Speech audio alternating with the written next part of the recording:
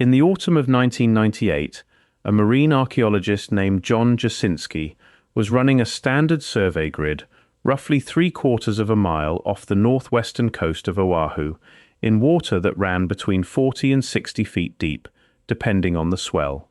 His team was mapping the seafloor for a coastal erosion study commissioned by a state coastal management office, not looking for anything in particular, certainly not looking for what the sonar returns began to show them. The instrument was reading flat bottom, flat bottom, flat bottom, and then, without geological preamble, a structure. Not a reef formation, not a basalt shelf fractured by volcanic cooling, a broad, level platform, roughly rectangular in its outline, with edges that held angles the seafloor does not make on its own. Jasinski had been surveying Hawaiian coastal waters long enough to know the difference between a natural feature and something else. He had mapped lava tubes, coral outcroppings, and old anchor scars, none of which looked like this. He marked the coordinates and went back to the surface. What the sonar had found did not match anything in the known record of Hawaiian settlement, and it did not match the geology of the surrounding seafloor. That was the beginning of a question that the official account of the Pacific has never satisfactorily closed. If you're enjoying this story so far, don't forget to hit the like button and subscribe. Drop a comment telling me where in the world you're watching from. I love hearing from you. The platform sits in what oceanographers describe as a drowned coastal shelf, a section of the Hawaiian shoreline that was above sea level during the last glacial maximum, when global ice sheets held enough water locked in their mass that ocean surfaces worldwide ran roughly 390 feet lower than they stand today. At that time, the ground where the platform rests was not seafloor, it was land. The question of what was built on that land, by whom, and when it was built, is the question that every subsequent examination of the site has circled without resolving. The accepted account of Hawaiian prehistory places the first human arrival in the islands somewhere between 300 and 600 of the Common Era, carried by Polynesian voyagers navigating by star, swell, and bird flight from the Marquesas Islands roughly 2,000 miles to the south. It is a story of extraordinary skill and genuine courage, and the physical evidence for that settlement is real. But the platform off Oahu does not fit that timeline, not because the structure is inconsistent with Polynesian construction methods, because the ground it sits on was beneath the sea before any Polynesian canoe reached Hawaii. The platform predates the arrival. To understand why that matters, you have to understand what the platform is. The sonar survey produced an outline. What the divers who followed the sonar down to the seafloor found was more precise. The platform measures approximately 180 feet on its long axis and roughly 90 feet across its width. It is built from basalt blocks, the same dense volcanic stone that forms the bones of the Hawaiian archipelago, and the blocks are not scattered or tumbled or arranged in the loose piling that wave action and volcanic activity produce over time. They are set. Flat faces placed against flat faces, with fitted joints that allow almost no daylight between adjoining stones. The upper surface of the platform is level to within a margin that experienced divers estimated at less than 4 inches across the full length of the structure. That is not erosion. That is not settlement. That is construction to a tolerance that requires both intent and skill. The edges of the platform drop away sharply at 3 of its 4 sides, suggesting that the structure was built to stand free of the surrounding ground rather than to serve as a terrace cut into a natural slope. The 4th side abuts a low ridge of basalt that may be a later addition or may be a retaining wall. The dive record is insufficient to say with certainty. What the record does say is that the base course of the platform blocks runs below the current seafloor surface, which means the platform was not placed on bare stone after the shelf was already submerged. It was placed on dry ground. The sea came after the builders. The question of how long ago the shelf went underwater is answered, with reasonable precision, by sea level data. The last glacial maximum ended roughly 14,000 years before the present. The subsequent rise in sea level was not uniform. It came in pulses, with periods of rapid rise separated by slower inundation, but the general trajectory is well established across dozens of independent datasets drawn from coral cores, sediment records, and isotopic analysis of submerged beach deposits from coastlines across the world. The depth at which the platform sits, between 40 and 60 feet, corresponds in the global sea level record to a period between 9,000 and 12,000 years before the present, when the ocean surface was rising through that elevation. The platform, if it was built on dry land and subsequently submerged, was built no later than 9,000 years ago.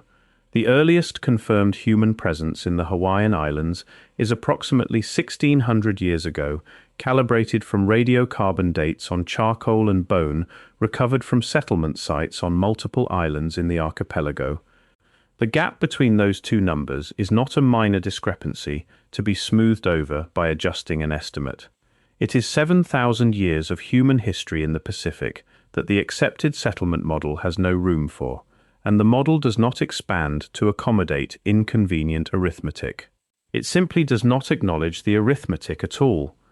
The dive surveys that followed Jasinski's Sonar discovery were not funded by any university department or government agency with a stake in the official timeline. The first systematic photographic documentation was carried out by a small team of technical divers working under a private research grant in 2001, and their findings were circulated in a limited-run report that did not enter the peer-reviewed literature.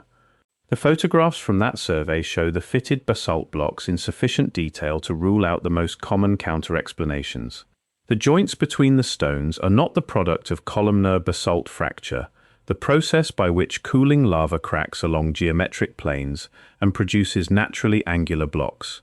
Columnar fracture creates consistent internal geometry but irregular external arrangement. What the photographs show is the reverse: irregular individual stones fitted together into a consistent external plane. That is the signature of a mason choosing, placing, and fitting individual pieces to achieve a level surface. Nature does not do that.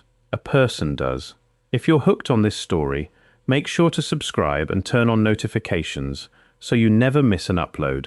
Your support means everything and helps me bring you more emotional stories like this one.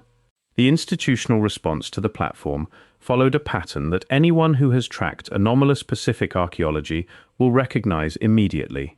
The State of Hawaii Historic Preservation Division was notified of the discovery in 1999. The notation in the division's correspondence file describes the site as requiring further evaluation before any determination of significance could be made. A follow-up assessment was scheduled for the following fiscal year. The fiscal year passed, the file contains no follow-up assessment. The next entry in the correspondence record is dated 2004, when a separate researcher inquiring about the site was informed that no formal determination of significance had been issued and that the site remained in preliminary review status.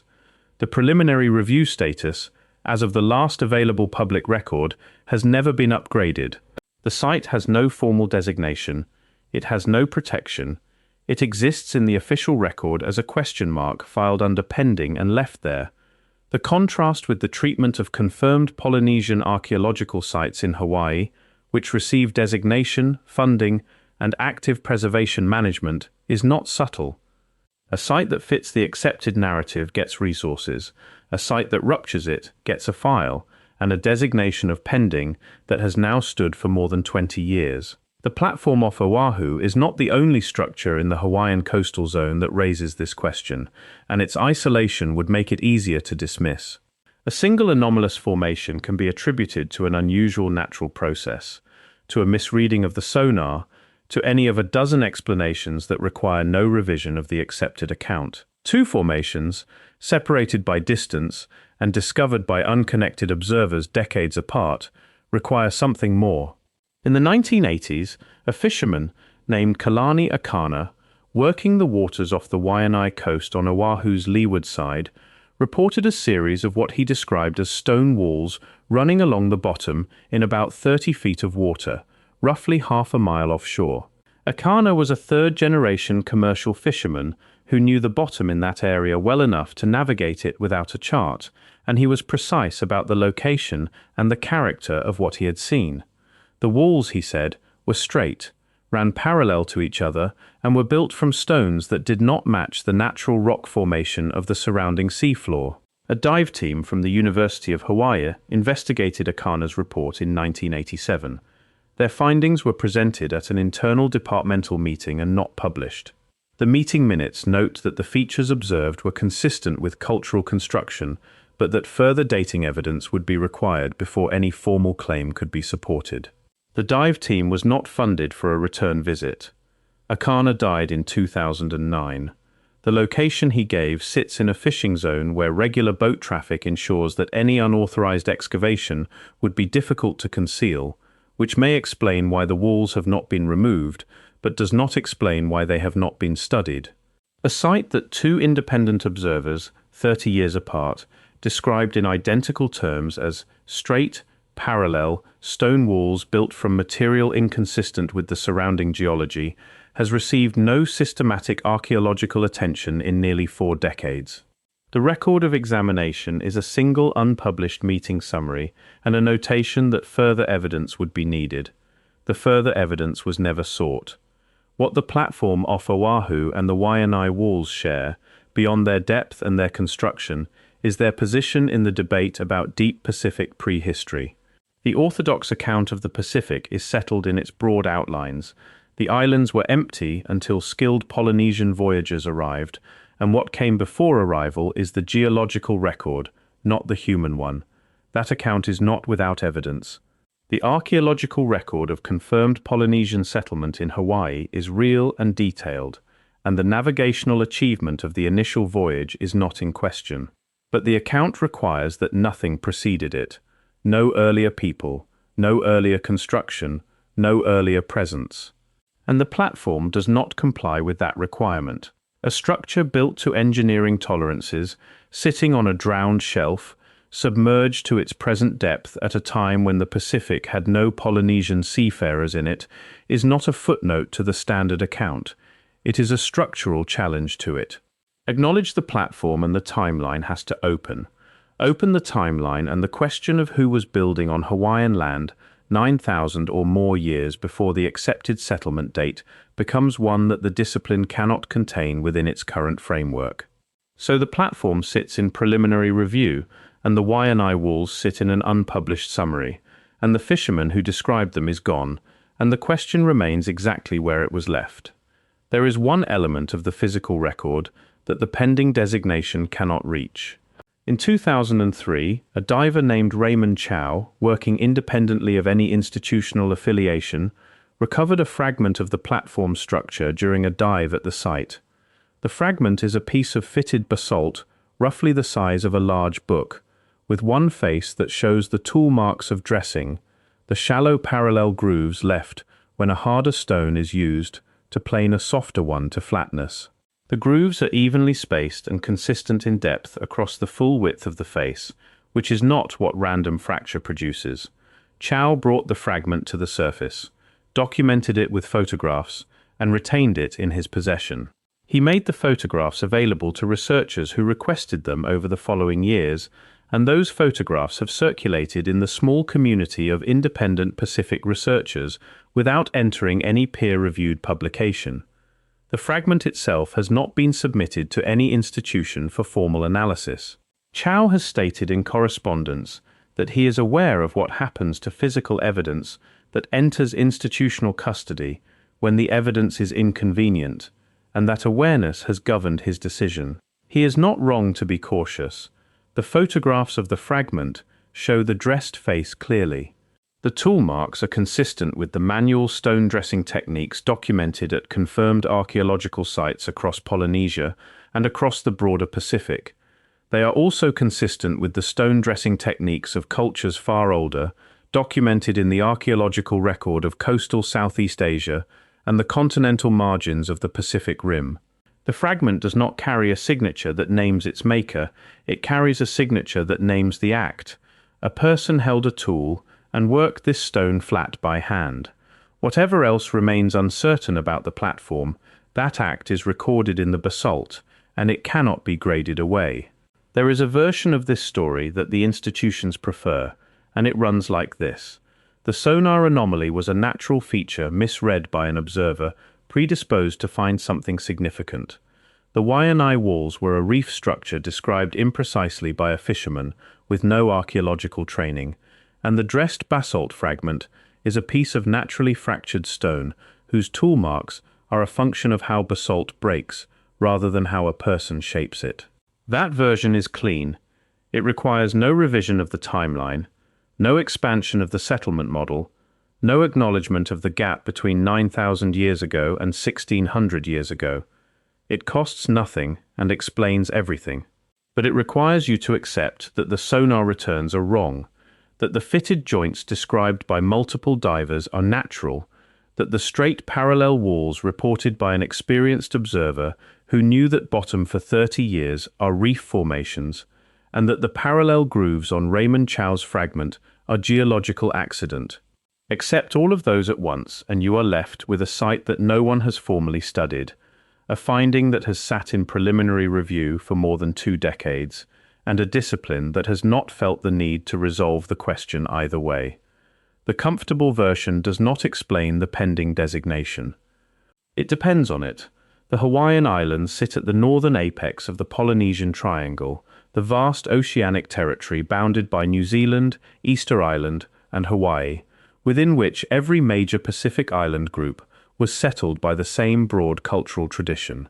The Polynesian achievement in navigation and open ocean voyaging is one of the most remarkable in human history, and the evidence for it is robust. But the triangle has edges, and beyond those edges the Pacific is older and less legible.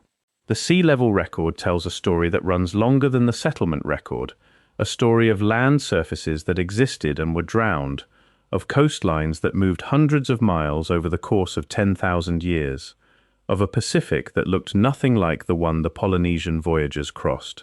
The people who lived on those now drowned coasts left almost nothing in the archaeological record because what they left is underwater.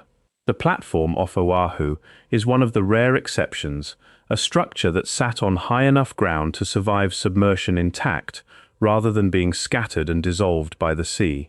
It survived because it was built to last. The stone is fitted too tightly for wave action to pull apart. The base course runs deep enough that current scour has not undermined it, and the depth is shallow enough that biological growth has been slow. It will still be there when whoever finally funds a systematic excavation of the site arrives with the tools to do it properly.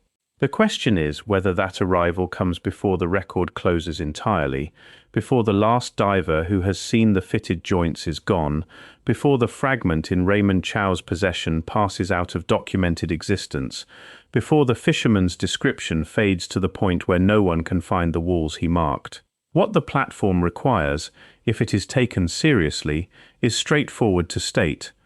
Someone was on the ground that is now the seafloor off Oahu's northwest coast.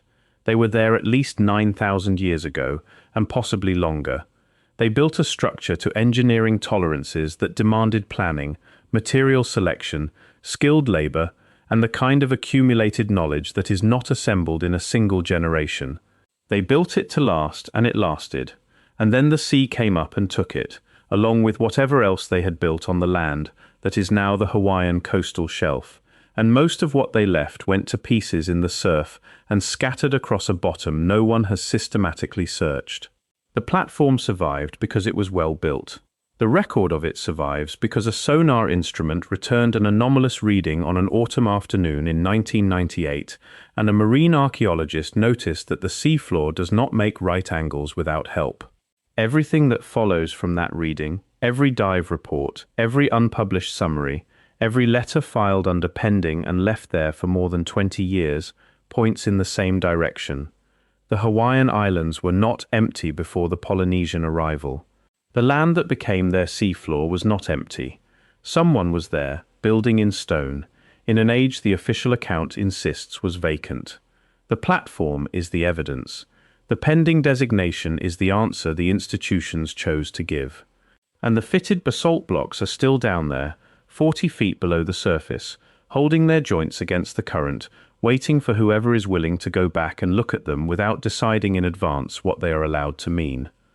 Thank you so much for watching until the end. If you loved this story, check out the other videos on your screen now. I think you'll really enjoy them. And don't forget to subscribe if you haven't already. See you in the next story.